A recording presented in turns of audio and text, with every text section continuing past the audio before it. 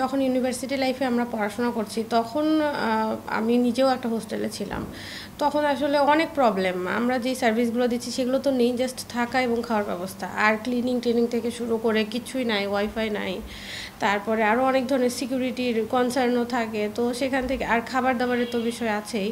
তো সেখান থেকে দেখলাম যে এরকম একটা প্রবলেম, এবং এটা করতে করতে আমি একটা টাইমে অসুস্থ হয়ে পড়লাম। তো তখন আমার আম্মুও ছিল সাথে।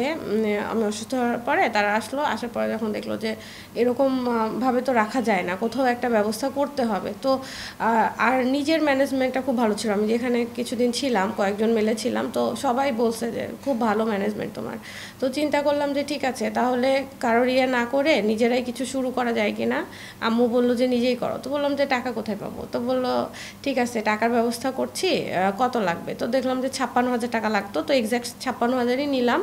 আর বললাম যে আব্বু ঠিক আছে, আমি ফেরত দিব আবার। তারপর আমরা 1 সপ্তাহের মধ্যে আব্বুকে আবার 40,000 টাকা ফেরত দিয়ে দিলাম, এবং 16,000 টাকা হাতে থাকলো, যেটা পরবর্তীতে দিয়েছি।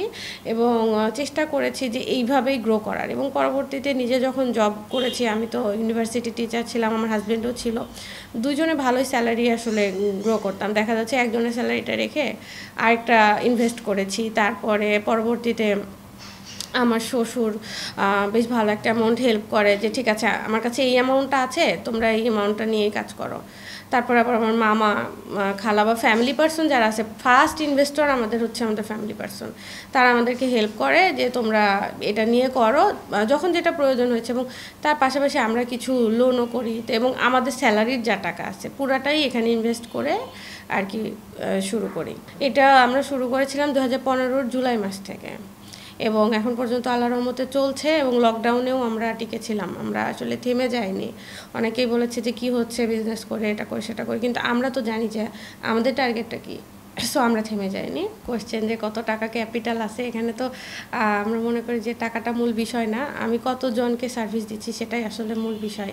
সো আমরা যদি বলেন এখন পর্যন্ত 10,000+ গেস্ট অলরেডি সার্ভ করে ফেলেছি, এবং তার পাশাপাশি প্রতি সবগুলো ব্রাঞ্চ মিলায় আমার ক্যাপাসিটি আছে 1,000+, যেখানে রেগুলার স্টুডেন্ট এবং ব্যাচেলর মিলায় হচ্ছে 700 থেকে 1,000 পার্সন পার্মানেন্টলি যারা থাকছে, যারা বিভিন্ন স্কুল কলেজ ইউনিভার্সিটিতে পড়ে এবং জব করে। সো এখানে আসলে আমি ক্যাপিটাল কখনোই হিসাবই করিনি যে আমি ক্যাপিটাল আসলে কি আছে নাকি নেই। ইনভেস্টমেন্ট সবগুলো মিলায় তাও 5 কোটির ওপরে। হ্যাঁ, না আমি নিজে শুধু করেছি এটা না, আমরা বাংলাদেশ ভেঞ্চার ক্যাপিটাল থেকে খুব ভালো অ্যামাউন্টের ইনভেস্টমেন্ট পেয়েছি, যেটাই আমাদেরকে আসলে এত গ্রোথ করতে সহযোগিতা করছে। কারণ আমরা যখন নিজে ইনভেস্ট করেছি তখন হয়তো 5 লাখ বা 10 লাখ করেছি, এভাবে করে করে আগাচ্ছিলাম, কিন্তু আমাদের তো প্রয়োজন ছিল ফুল বিল্ডিংয়ের ইনভেস্টমেন্ট। সো আমরা ওই ফার্স্ট টাইম যখন ফুল বিল্ডিং ইনভেস্টমেন্ট পাই আসলে বাংলাদেশ ভেঞ্চার ক্যাপিটাল থেকে। সো ওই বাংলাদেশ ভেঞ্চার ক্যাপিটাল থেকে ফুল ইনভেস্টমেন্ট পাওয়ার পরেই কিন্তু আমাদের গ্রোথটা আসলে এত বেশি হয়েছে। আমাদের বাসা তো রাজশাহীতে, আব্বু রাজশাহী থেকে রাতে রওনা দিত আমি যখন হোস্টেলে ছিলাম। তো রাতে রওনা দিয়ে ভোর 4টা-5টায় পৌঁছে 1-2 ঘন্টা ওখানেই ওয়েট করে তারপরে এসে সারাদিন আমার যা যা কাজ আছে কাজগুলো করে দেয়। ইউনিভার্সিটির যে লাউঞ্জটা ছিল তখন তো আব্বুকে ওখানে ওয়েট করতে হতো, কারণ ইভেন আব্বুর ওয়েট করারও ব্যবস্থা ছিল না হোস্টেলে এসে যে বসবে। এখন একটা মানুষ সারা রাত জার্নি করে এসে যদি আপনার সারাদিন চেয়ারে বসে থাকতে হয়, এটার চাইতে কষ্টদায়ক কিছু মনে হয় আর দুনিয়াতে হয় না। কোনো মেয়ে বা ছেলে যদি এটা ফিল করতে পারে তার কষ্ট লাগবে। এবং ওই জিনিস থেকে তখন মনে হয়েছে যে যারা এখানে বর্ডার থাকছে অবভিয়াসলি তাদের প্যারেন্টসটা ঢাকার বাইরে থাকে, সো তারা আসবেই। তো এখন বাবা, একটা মেয়েদের ব্রাঞ্চে কিন্তু বাবার থাকার ব্যবস্থা হয় না, বেশিরভাগ ক্ষেত্রে বাবাই আসে, মায়েরাও আসে খুব কম। তো মা আসলে তো থাকতে পারে, কিন্তু বাবার থাকার ব্যবস্থা করতে হবে।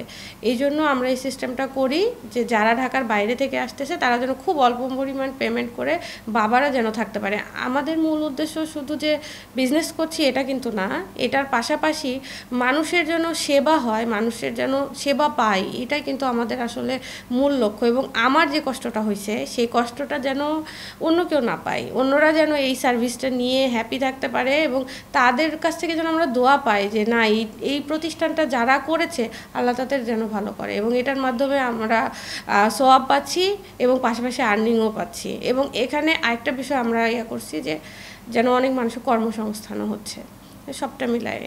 হ্যাঁ, অবশ্যই বলতে চাই যে আমাকে দিয়ে হচ্ছে না বলে আসলে কোনো শব্দ নাই।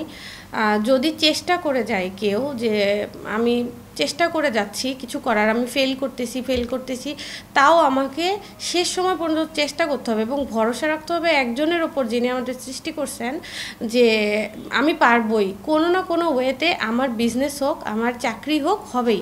আমার হয়তো চাকরি হচ্ছে না 2 বছর 4 বছর, এই যে না হওয়ার পরে আপনার জীবনে আল্লাহ এত কিছু দিবেন আপনি কিন্তু কল্পনাও করতে পারবেন না। সো ওই মানুষের উপর ভরসা রাখতে হবে এবং চেষ্টা করে যাইতে হবে। এরকম না যে আমার চেষ্টা না করেই আমি বলতেছি আমার কিছু হইল না, এরকম না। আমাকে চেষ্টা করে যাইতে হবে যতক্ষণ না পর্যন্ত আমি সাকসেস হচ্ছি, সে চাকরির ক্ষেত্রে হোক আর সে বিজনেসের ক্ষেত্রে হোক, এবং অবশ্যই পারবেন।